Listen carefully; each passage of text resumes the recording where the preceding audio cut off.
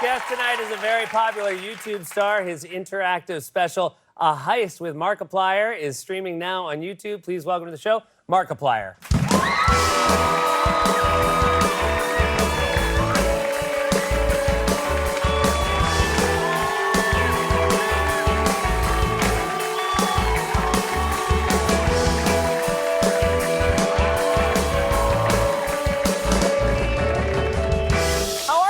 I'm great. This is cool. I'm so glad.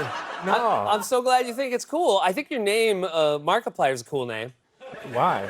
Well, that's my question for you is, well, I know it's not your name. How did you come up with Markiplier? Oh, the story's so stupid. Is it a dumb name? Yeah, it's a really dumb I thought there'd be a really smart story about how. Me smart? No, absolutely not. No, I wanted to originally do sketch comedy videos where I play all the characters, so I wanted to multiply myself. Oh, wow. My name's Mark.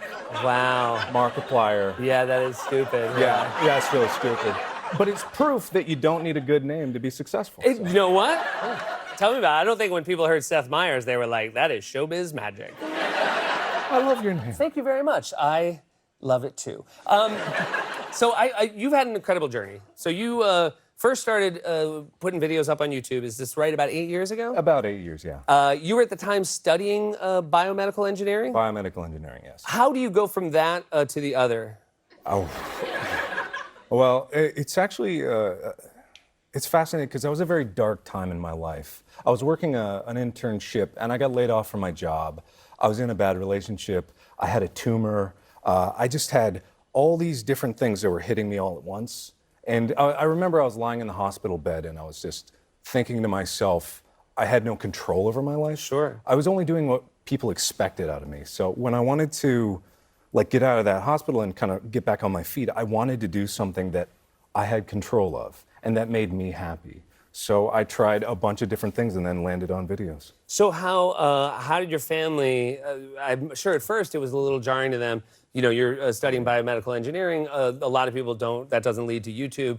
No. Were they surprised at the time, and I'm assuming supportive now? Oh yeah, my mom hated it. Yeah. My mom hated it so much. My mom is Korean. Sure. She really likes the idea of me being in school. Yeah. And so for the longest time I was lying to her.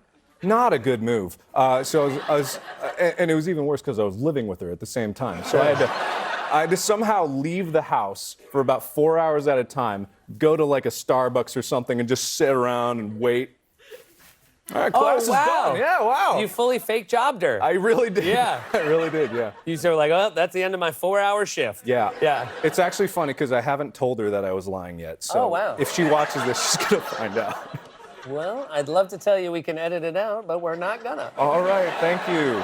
But I want to talk about this because I think, you know, obviously you're this incredibly successful YouTuber. You have 24 million subscribers, which is amazing. I think, yeah, it's unbelievable. And I think a lot of people, I'm sure I've been guilty of this as well, have a perception of what we think when we hear YouTuber. Also, when we hear gamer, obviously this is something that is generational, but how do you feel about that perception and how fair it is, and how is it being grouped in with basically everybody who's uploading videos on YouTube? Because I'm assuming there's a giant diversity, or I know there to be a giant diversity in that field as well. I mean, I don't let it bother me.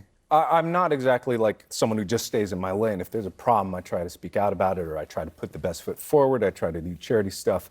But when it comes to the public perception of like doing videos online or making content online, it's really, for me, it's just this everyday thing where I want to prove it by doing it.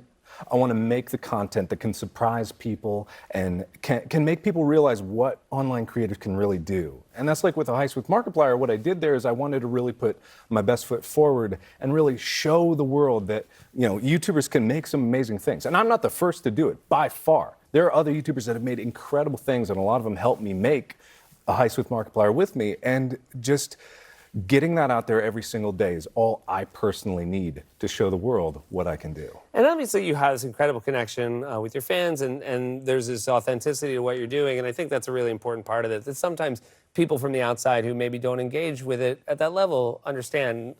So I'd really commend you for your ability to do that. You mentioned the Heist with Markiplier. This is a really cool idea. It's sort of a choose-your-own-adventure type interactive film. Is that how you describe it to people? Yeah, pretty much. Okay, it's gotcha. long-winded, but okay. All right. Oh, I'm sorry. I don't know. Yeah. I mean, there are 31 endings. Okay. And you can play through it and get to one of those endings if you want to. So this must have been, and I know this is a situation where you're acting in it, you're writing it, directing it as well. Yes, directing. How was it putting on all those hats for a project like this, which seems to be, not to say your work before hadn't been ambitious, but this seems like fairly, a bit ambitious of an idea. Yeah, it's tough. Yeah. It's real tough, actually. I would not have been able to do it without help. Like, I pride myself on being able to do a lot of things. I think a lot of YouTubers do, because we can't expect there to be a team, like, to help edit or help coordinate things. We have to do everything ourselves. And when it came down to me suddenly directing a crew of 30-plus people, which is not even a big crew, that's like a moderate-sized crew, but just being able to delegate to people like that and try to trust them to know what they're going to do was a new experience for me. But I'll tell you, the secret recipe was actually my girlfriend, Amy. She was behind the camera, watching every single shot, making sure it was good. So Gotcha. That's I trusted good. her. And is she good in that way that could she be honest and tell you that was not you? Oh, yeah, she told me Okay. when things were terrible. Okay, yeah.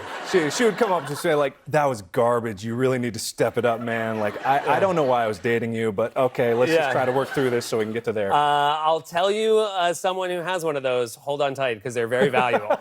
They're genuinely incredibly valuable. Have somebody you trust and give you good feedback is a great thing. I'm very lucky to have her. Hey, thanks so much for being here. Congrats on everything you do. It's a really cool story. Thank you. Markiplier, everybody. Heist of Markiplier streaming now on YouTube. Be right back.